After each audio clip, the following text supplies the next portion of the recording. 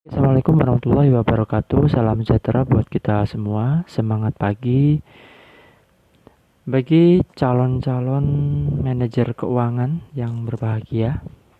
Nah, pertemuan keempat ini marilah kita bahas ya sedikit masalah manajemen modal kerja.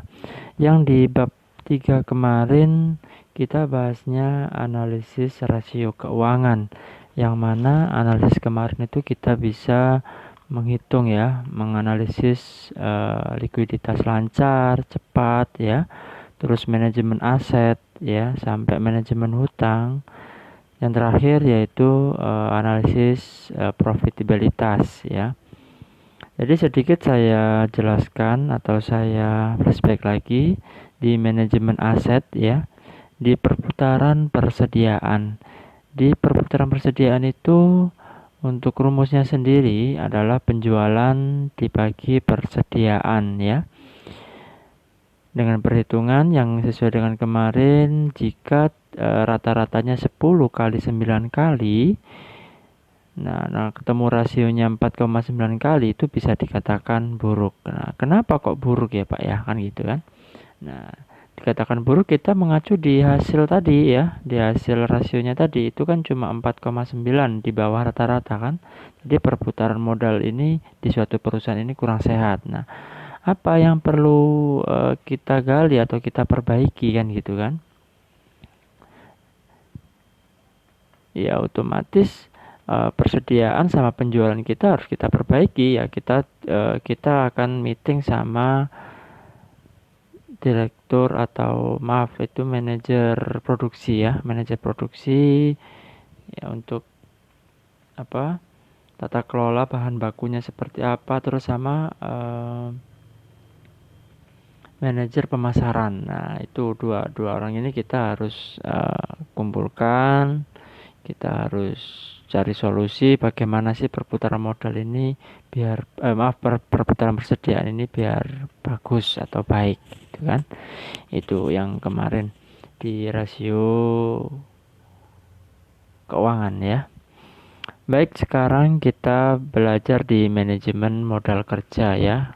Jadi kalau kita bicara manajemen itu kita pastinya memanage ya, dari mulai perencanaan ya sampai controlling ya. Jadi POAK ya, planning, organizing, actuating sama sampai controlling. Jadi suatu manajemen itu perlu ya, yang terakhir tuh kontrolnya ya.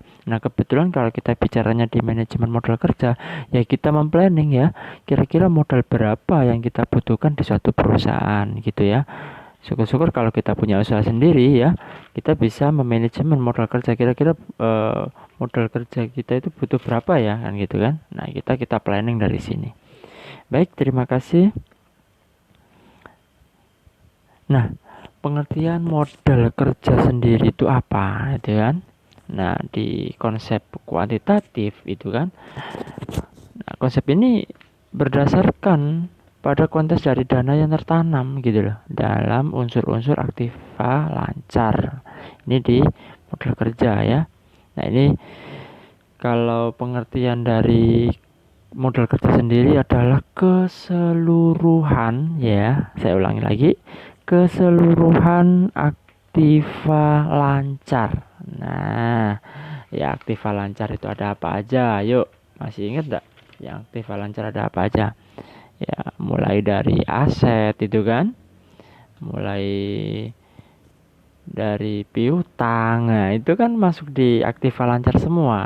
Di sisi aktiva gitu kan. Tapi kalau di sisi pasifanya apa? Ya, kita masuk di hutang gitu kan. Permodalan. Nah, itu masuk di pasiva gitu. Nah, ini yang konsep kualitatif gitu kan. Jadi modal kerja itu adalah sebagian dari aktiva lancar yang benar-benar dapat digunakan untuk membiayai operasi perusahaan tanpa mengganggu likuiditasnya. Maksudnya apa? Jadi modal kerja yang konsep kualitatif ini adalah aktiva lancar atau aset-aset atau yang mana di sisi aktiva ini yang benar-benar bisa digunakan untuk membiayai operasional perusahaan tanpa mengganggu apa, kewajiban kita untuk membayar kewajiban. Jadi di tingkat likuiditasnya, tidak mengganggu di tingkat likuiditasnya. Itu yang dikonsep kualitatif. Nah, ini di modal kerja adalah kelebihan dari aktiva lancar di atas hutang lancarnya. Nah, itu ya. Jadi di modal kerja ini adalah kelebihan dari aktiva lancar. Jadi kelebihan dari hitung-hitungan aktiva lancar, nah itu di atas hutang lancarnya. Itu yang disebut modal kerja. Nah, ini kita bisa lihat ya contohnya di perusahaan CC ya di neraca per 31 Desember ya 2009. Nah, kita di aktiva lancar itu mulai dari kas gitu kan, bangunan, persediaan, piutang, maaf itu piutang ya, bukan pihutang ya gitu kan. Nah, eligible. Nah, itu ntar kelihatan jumlah aktivanya. Nah, di sisi pasifanya itu mulai dari hutang ya, permodalan ya, modal sendiri, modal saham ya, sampai ini ada hutang jangka panjang juga. Nah, itu dimasuk di pasifa ya. Kita paham ya yang ini ya, mana sisi aktiva, mana sisi pasifa ya. Tuh. Nah, ini kira-kira berapa sih modal kerja perusahaan tersebut? Nah, kita harus kali berapa modal kerjanya kan? Nah, dari sisi kemarin mohon ya, silakan ditulis sendiri dari data tadi ya, modal kerjanya berapa itu kan. Modal kerja kuantitatifnya tadi berapa? Coba ditulis sendiri. Modal kerja kualitatif, nah tadi berapa? Nah, kenapa sih ada modal kerja gitu kan? Kenapa kok ada modal kerja gitu kan? Bisa Anda kalau atau kalian bisa menggali sendiri, oh kok ada modal kerja gitu kan. Nah, ini. Nah, pastinya di situ ada ketidaksempurnaan pasar. Jadi kenapa kok modal kerja itu berubah-ubah ya gitu kan? Saya kemarin ini modal kerja saya ini cuma 1 juta loh, tapi kenapa kok tiap periode itu kok naik, tiap hari itu misalkan tiap periode tertentu itu kok ada kenaikan atau enggak stabil gitu kan, kenapa gitu kan? Karena pertama tidak kesempurnaan pasar gitu kan. Terkadang kalau kita ambil contoh aja, misalkan kalau kita produksi suatu kuliner atau makanan yang biasanya pesanannya itu stabil gitu kan, tapi dengan periode-periode tertentu itu ada kenaikan yang signifikan. Nah, yang mana pastinya kita akan merubah anggaran di modal kerja. Nah, itu sih salah satunya kenapa modal kerja itu ada gitu kan. Kenapa kita harus memanage gitu lah. Nah, itu. Nah, kondisi ketidaksempurnaan pasar itu yang membuat keputusan modal kerja itu menjadi penting. Nah, yang tadi sudah saya bilang, yang pertama yaitu pastinya biaya transaksi ya. Biaya transaksi. Yang kedua yaitu kelambatan atau tidak sinkronnya aktivitas. Nah, kadang kan pas posisi permintaan banyak nih, otomatis ya biaya operasionalnya juga akan meningkat gitu lah. Nah, yang ketiga yaitu kemungkinan kebangkrutan ya atau kesulitan pembayaran. Nah, ini yang perlu kita pelajari pentingnya untuk membuat keputusan modal kerja. Kalau kita nggak benar-benar pintar memanage modal kerja tersebut ya, otomatis ada dampaknya ya, ada dampak negatifnya gitu ya. Dan juga kalau kita benar-benar bisa memanage modal kerja kita, pasti kita masuk di dampak positifnya gitu ya. Nah, ini. Nah, di sini ada juga modal kerja itu dibagi dari beberapa ya. Ada modal kerja permanen yang mana, nah ini yang dimaksud jenis-jenis modal kerja itu ya. Yang mana modal kerja permanen ini adalah modal kerja yang harus tetap ada pada perusahaan untuk dapat menjalankan fungsinya ya. Itu adalah modal kerja permanen ya. Teman-teman bisa ntar di akhir materi bisa cari nih ya, contoh dari modal kerja permanen itu apa ya. Ntar bisa dikumpulkan seperti biasanya, dicatat aja dulu, ntar dikirim ke sekretaris untuk dibuat RAR, boleh ya. Jenis-jenis modal kerja yang permanen itu contohnya apa gitu kan. Oke. Baik, yang berikutnya.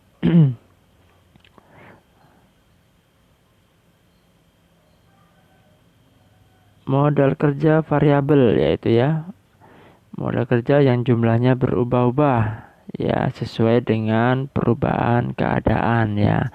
Yang tadi sudah saya bilang, ini adalah fluktuatif, biasanya musiman ya. Biasanya kalau pas penjualan banyak, permintaan banyak, otomatis aktivitasnya juga meningkat. Nah, itu kan berubah-ubah modalnya ya. Oke, nih. Nah, ini ya, ada musiman, ada skill gitu kan. Nah, modal kerja yang darurat itu kan. Nah, itu. Nah, ini faktor-faktor yang mempengaruhi modal kerja ya. Ini sangat penting kita pelajari. Nah, ini faktor yang mempengaruhi aktiva lancar. Yang pertama adalah karakter bisnis ya. Yang kedua yaitu ukuran perusahaan ya. Yang ketiga aktivitas perusahaan, pastinya ya, kalau aktivitas perusahaannya itu meningkat ya gitu kan, otomatis juga mempengaruhi sama aktiva lancar gitu kan. Nah, stabilitas penjualan perusahaan. Nah, jadi penjualan perusahaan itu harus stabil ya, kalau kita bisa memanage perusahaan modal kerja itu ya. Nah, ini yang mempengaruhi hutang lancar itu ya pastinya faktor eksternal, yaitu industri tertentu cenderung mempunyai hutang lancar yang lebih besar, itu juga mempengaruhi hutang lancar. Terus faktor internalnya itu di masalah di kebijakan manajemen ya. Di manajemen itu punya pilihan apakah menggunakan hutang lancar yang tinggi atau yang rendah. Nah, itu biasanya di faktor internal ya. Jika fleksibilitas manajemen cukup tinggi, manajemen akan menggunakan hutang lancar yang lebih kecil. Nah, itu biasanya kebijakan-kebijakan dari suatu perusahaan atau suatu usaha. Nah, apa strateginya? Nah, ya, kita kalau sebagai pengusaha ya, kita bisa buat strategi ini deh. Kita pakai strategi modal kerja ini ya. Nah, ini adalah strategi konservatif. Nah, konservatif ini adalah investasi aktiva tetap dan aktiva lancar ya, permanen. Serta sebagian aktiva lancar yang berfluktuasi dengan hutang jangka panjang atau modal sendiri. Itu pakai strategi konservatif ya. Jadi kita invest ya, investasi di aktiva tetap ya, aktiva tetap itu ada bangunan gitu kan. Ada kalau aktiva lancar kita main di kas gitu kan. Nah, itu kalau strategi modal kerja. Nah, yang kedua yaitu matching ya. Matching itu adalah investasi aktiva tetap dan aktiva lancar permanen dibiayai dengan sumber dana jangka panjang ya. Pastinya investasi aktiva tetap dan aktiva lancar ini dibiayai oleh modal sendiri atau modal hutangan gitu kan. Oke. Itu. Terus yang berikutnya yaitu agresif ya, yang mana pendekatan dalam pemenuhan kebutuhan dana dengan proporsi hutang jangka pendek yang lebih besar ya, itu ya. Jadi sebagian aktiva lancar itu permanen dan semua aktiva lancar variabel dipenuhi dengan hutang jangka pendek, itu yang strategi. Nah, kita bisa lihat ini pendekatan konservatif. Teman-teman bisa narasikan sendiri ya. Saya ingin tahu nih setelah saya gambarkan ini apa sih maksud dari pendekatan konservatif ini gitu kan. Nah, mohon dibuat catatan, ntar dikumpulkan juga. Nah, ini di pendekatan matching ya. Silakan untuk narasikan, ada 3 pendekatan tadi ya, sama pendekatan agresif. Nah ini, nah mohon kita simpulkan sendiri bagaimana nih. Nah, kita lihat di belakang ini, bawahnya sendiri ada utang jangka panjang, ada utang jangka pendek. Yang tadi, yang di konservatif itu kan ada utang jangka pendeknya sekian gitu kan. Kenapa kok utang jangka panjangnya dari aktiva tetap sampai, nah ini permanen ini berapa kan gitu kan, itu bisa. Nah ini juga, nah ya mohon dipelajari juga. Nah ini siklus kas atau cash conversion cycle.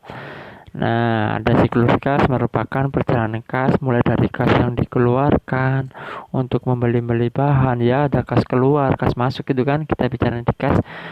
Nah, sampai kas kembali lagi atau piutang dibayarkan. Nah, paham ya masalah kas ini ya. Kalau di perusahaan itu ada namanya, ada kas kecil, kas besar gitu kan.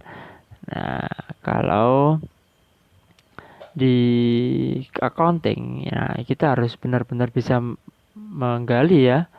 Kita bisa memilah-milah mana yang kas masuk, mana yang kas keluar. Nah, itu kita harus pintar-pintar memilah ya. Nah, ada juga siklus kas bisa dihitung sebagai berikut ya. Siklus kas itu pertama periode pengumpulan piutang ya. Jadi periode pengumpulan piutang dulu ditambah periode persediaan dikurangi periode pembayaran hutang accrual. Nah, itu ya adalah siklus kas.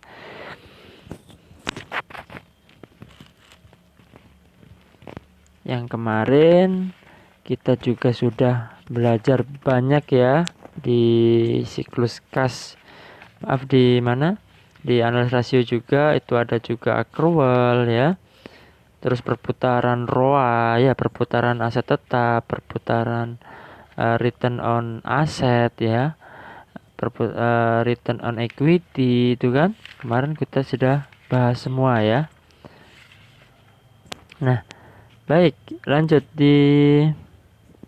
masuk di.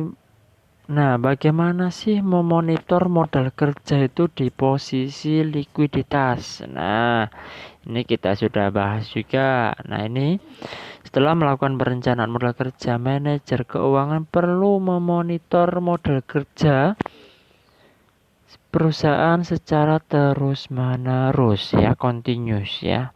Jadi nggak habis kita membuat kebijakan di manajemen modal kerja terus kita nggak memonitor ya, sesuai dengan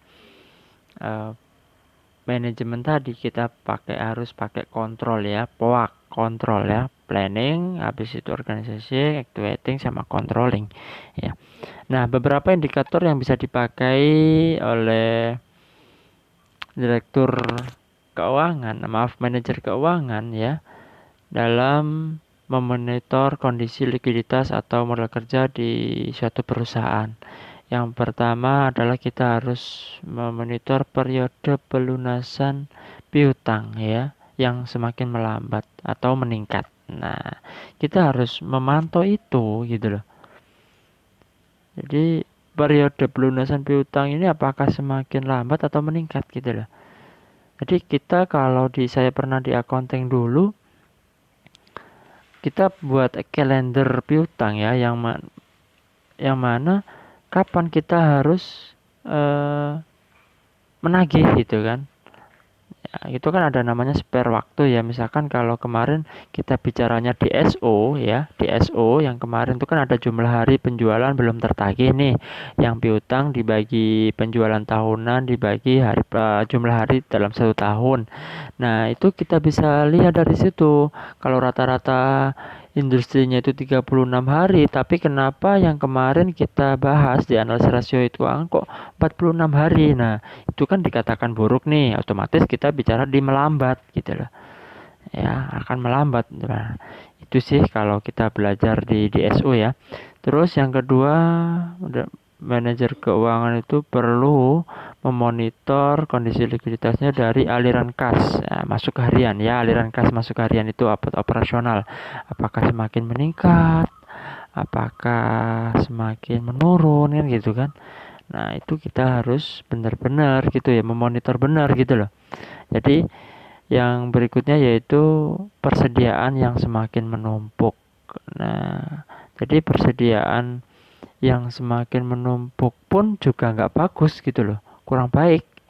Kenapa? Kalau persediaannya tuh banyak nih tapi nggak bisa jual gitu kan. Nah, otomatis kan uangnya juga gak berputar. Nah itu kita harus benar-benar pinter gitu loh, pinter. Oh, kira-kira persediaan yang pas itu berapa sih biar continuous stand ya. Jadi kira-kira nggak sampai nandun ya di suatu perusahaan tersebut untuk persediaannya.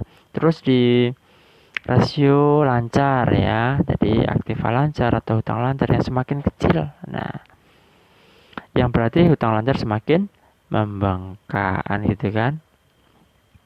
Nah, itu sih adalah pegangan dari manajer keuangan. Yang pertama kita harus tahu nih periode pelunasan piutang, kita harus memonitor dulu. Ya, terus aliran kasnya masuk harian itu apakah semakin meningkat atau menurun. Terus persediaannya sampai rasio lancar ya. Rasio lancar kemarin adalah aset tetap dibagi kewajiban lancar. Yang mana kalau likuiditasnya itu rata-rata industrinya itu 4,2 kali ya, yang tadi yang kemarin kita analisis itu cuma 3,2 kali. Nah, itu dikatakan buruk. Kenapa? Otomatis aset lancar itu lebih itu ya, maaf, kewajiban lancarnya lebih besar ya. Jadi otomatis kan untuk rata-rata industrinya kan akan semakin kecil gitu loh. Gitu ya, otomatis apa yang kita lakukan ya pastinya akan menambah aset lancarnya, dengan kewajiban lancarnya kita kurangi. Nah, otomatis itu bisa memperbaiki ya di rasio likuiditas lancar. Nah, itu 4 pegangan untuk manajer keuangan. Nah, setelah permasalahan modal kerja itu terdeteksi, manajer keuangan bisa melakukan beberapa langkah nih ya. Nah, ini pastinya mengendalikan tingkat persediaan, mengendalikan investasi pada piutang, ya itu kan. Terus mengurangi atau mengendalikan aliran kas keluar ya. Yang tadi ada kas masuk, kas keluar. Ini kas keluarnya yang harus dikendalikan ya. Nah, untuk meningkatkan fleksibilitas perusahaan dan menangani permasalahan likuiditas yang mungkin muncul secara mendadak pastinya ya, manajer keuangan bisa melakukan hal-hal seperti ini ya. Pastinya membuka perjanjian khusus dengan bank agar tidak memperoleh pinjaman jika ada situasi likuiditas yang mendadak. Nah, ini kita harus punya apa ya, perjanjian sama bank ya. Biasanya kan ada situasi apa ya, kewajiban yang harus dibayar mendadak. Nah, itu kita harus benar perjanjian. Nah, membuka pinjaman line of credit dengan pihak bank ya. Tuh. Nah, ini manajer keuangan membuka akses ke pasar keuangan. Manajer keuangan bisa memegang surat berharga jangka pendek yang liquid ya. Terus menjual piutang atau meminjam dengan jaminan persediaan. Itu yang gambaran umumnya ya. Nah, ini pastinya tentu alternatif yang masih bisa ditambah ya, pastinya sampai kemampuan disebut dengan projective liquidity atau likuiditas berjaga-jaga. Nah, maksud saya kira-kira jaga-jaga uang, barangkali ada kewajiban saya yang belum bisa terbayar itu pakai uang ini dulu loh. Nah, itu namanya likuiditas berjaga-jaga. Nah, cukup sekian dari saya. Mohon dipelajari dari rasio keuangan kemarin sudah terkumpulkan semua. Nah, di sini kita belajar manajemen modal kerja. Nah, apa yang bisa kita ambil dari pelajaran ini? Yang pertama, si manajer tersebut, kalau kita calon manajer, kita pintar-pintar ya, pintar-pintar bagaimana memanage atau mengendalikan ya keuangan di suatu perusahaan. Mana yang benar-benar buat modal kerja, mana-mana yang keuangan yang perlu kita sub-subkan di item-item di keuangan, yang mana bisa efisien gitu loh satu perusahaan itu ya. Nah, itu sih kalau saya. Terus tugas di pertemuan pada sore hari ini yaitu jangan lupa tadi kan ada gambar-gambar nih, gambar ada yang agresif itu kan tadi, ada yang matching itu kan tadi. Nah, itu mohon dinarasikan ya. Maksud saya matching itu apa aja utang jangka panjangnya itu kisaran di mana, utang jangka pendeknya itu panjangnya sampai pendeknya itu kisarannya di mana, itu Anda narasikan ya. Itu ada 3 ya. Terus yang terakhir tugasnya yaitu Anda cari neraca ya, Anda cari neraca yang mana neraca ini tadi Anda bandingkan ya, ada bandingkan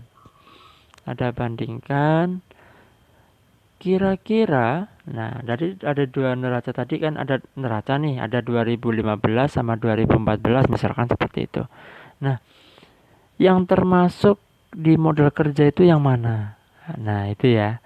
Terus Anda bandingkan 2014 sama 2015 itu kira-kira modal kerjanya itu naik atau turun. Nah, itu Anda pelajari ya, itu. Oke.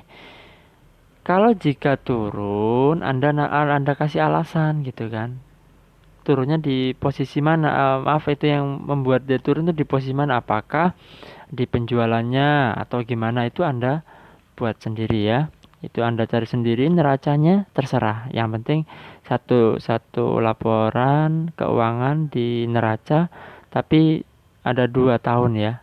Ada yang 2015 atau 2015, itu contohnya. Itu dari saya, semoga ilmu kita bermanfaat ya.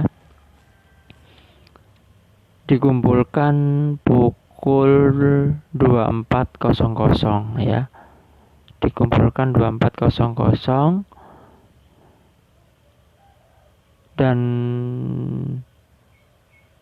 untuk sekretaris ya,